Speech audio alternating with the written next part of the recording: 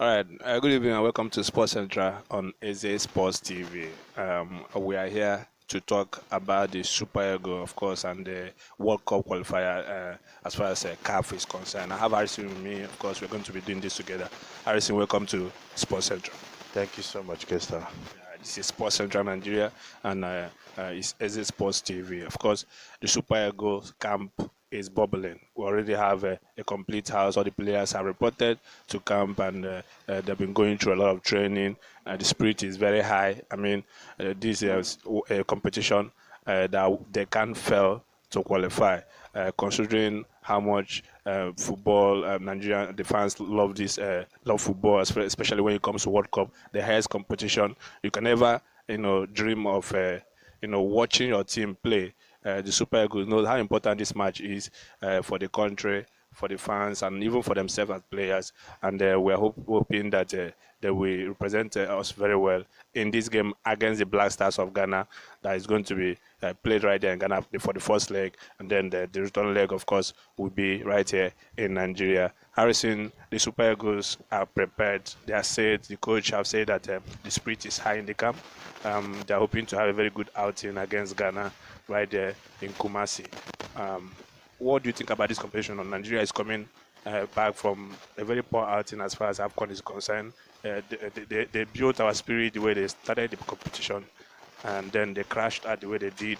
Of course, Ghana themselves didn't have a nice competition as well.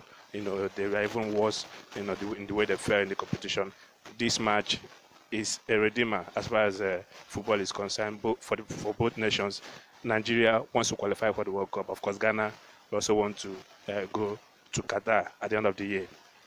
What is going to happen in this particular match? Well, before the fixture, I can't really say what exactly is going to happen, but we know how Nigerians love football, and considering the caliber of players we have and how poorly we performed at the AFCON the last time out, all the players will be looking forward to see if they can actually, this is the opportunity for them to get back to winning ways, redeem the love that the fans have for them. And as for Ghana, playing right there in their own country, right there in Kumasi, they will be looking forward to seeing if they can get one over Nigeria. A lot of countries in Africa in recent time have actually suffered defeat whenever they play against Nigeria. It's like a battle between these teams versus Nigeria. Ghana versus Nigeria. Sometimes Victor Sime has come out to say it's just football and nothing more to him, but I think it goes just beyond football. There's a lot of things to argue about as far as Ghana versus Nigeria is concerned. And since this particular fixture has been fixed, all these arguments popped up.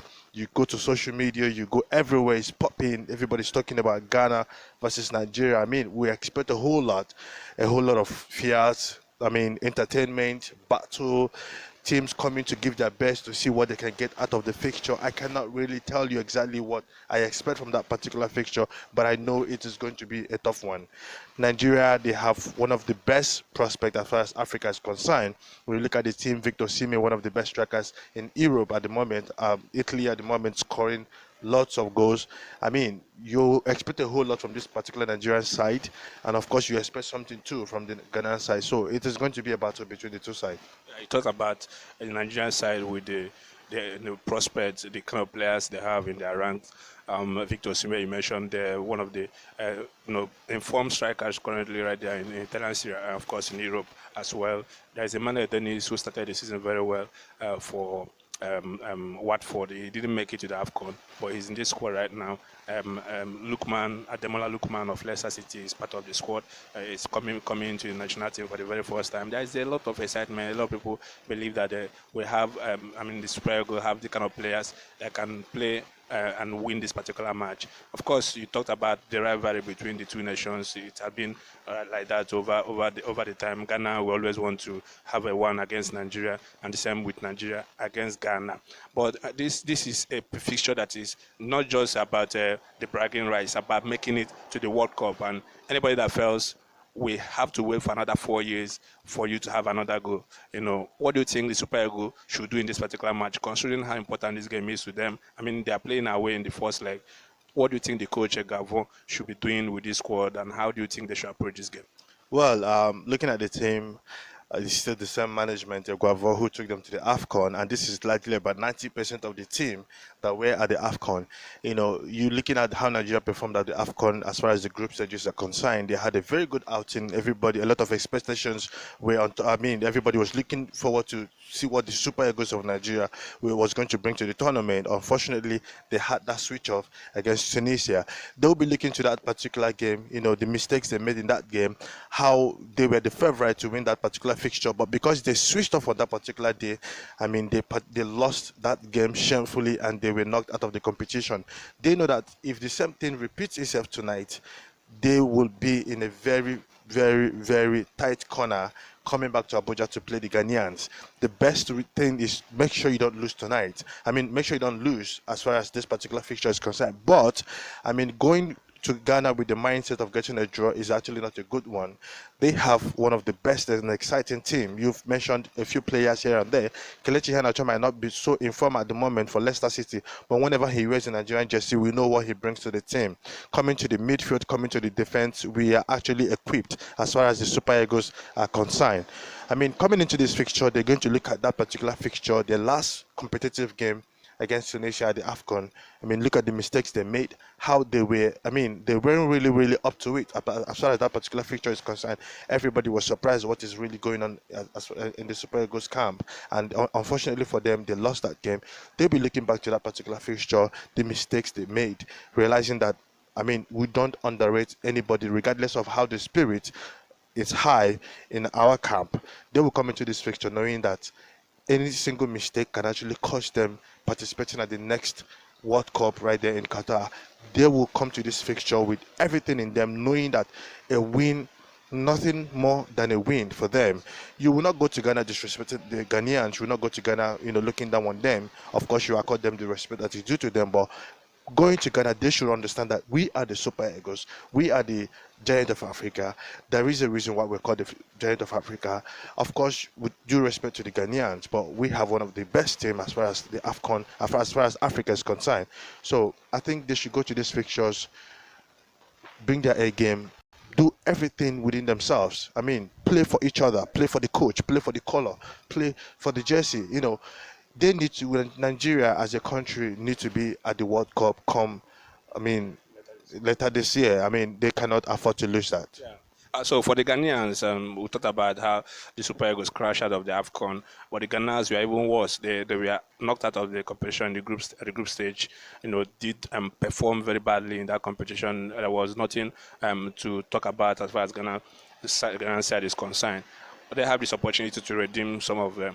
They redeem themselves as far as football is concerned, African football and world football is concerned. Ghana is always a team or a country to talk about as far as World Cup is concerned. We've seen them in the past performing very well in this in Africa, of course, at the World Cup also. And they have this opportunity now against a Super Eagles side, you know. So how do you think themselves should approach this game, playing the first leg in their own backyard?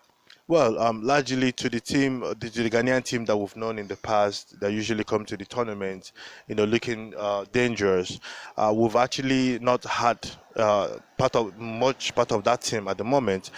Just except a few players who are still hanging around, like the Ayu brothers, and then a few players here and there, and of course the Thomas Partey and a few other players.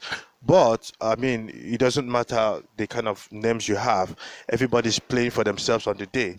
I think Ghana knows that, you know, they left the AFCON shamefully, finishing bottom of their group. You know, they couldn't even make it through the third qualifying spot. I mean, you're playing in Kumasi against the Nigerian side that you know how dangerous they can be. I think Ghana will approach this game with all due respect, but they wouldn't come to this game with the mindset that this is a team we can beat. They know how dangerous Nigeria is. They know how big this nation is. So they will come to this game, you know, hoping to take their chances, of course, but they will be very careful playing against the Nigerians. I mean, this is how good it gets as far as World Cup qualifier is concerned. The third round, the playoff part of the whole qualifier series have been ongoing. Of course, Ghana Nigeria is not the only match that's going to be happening in this particular first leg of the play. Of course, DR Congo is hosting Morocco. Cameroon will be up against Algeria, the dethroned African champions. Mali will be playing Tunisia. Egypt versus Senegal is a repeat of the AFCON final. Of course, Ghana versus Nigeria. These are mouth-watering fixtures that are coming up today. DR Congo against Morocco is up at 4 p.m. Nigerian time. Of course, Cameroon is playing Algeria at 6 p.m. Nigerian time. Same time, Mali will be taking on Tunisia. Egypt, Senegal, and of course, Ghana, Nigeria will be at 8:30 p.m. Nigerian time. These are beautiful fixtures as far as Africa World Cup playoffs are concerned in Africa. We're hoping to have a very nice matches, and then of course have the best teams to represent Africa at the World Cup. Harrison, I mean, it doesn't get better than this. A lot of tension here and there. We talked about World Cup is always a kind of if you miss out, you don't know when you're going to have the opportunity. 4 years for us is always like forever. We had the last World Cup in 2018 right there in Russia, and then there's this opportunity again. We are in the World Cup year once more. It's going to be at Qatar later this year, and opportunity have come again for the Super Eagles. I mean, they can afford to fail. No, of course they can afford to fail. I mean, the Super Eagles knows what is involved. Of course, some players from this particular team were at the last World Cup and they know what it means going to the World Cup. They know what it means going to represent your country at a major tournament. I mean, the coach, of course, Guavon, he's been here before and he's an experienced coach at that. So I think he got everything within his powers and, of course, with the players he have to make sure that Nigeria, against all odds, make it to this particular World Cup. They can really, they can never afford to lose it. It's not possible for them. So Ghana is hosting the first leg. Of course, they'll be coming back immediately to play the second leg right here in Nigeria.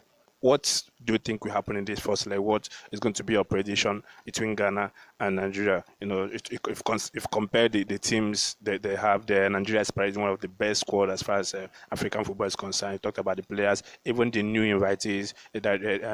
Kevin Bassey from Rangers have joined the team. The left back, Akuyemi Amu, 19-year-old midfielder, plays so well. A lot of people have talked about him and how good he is.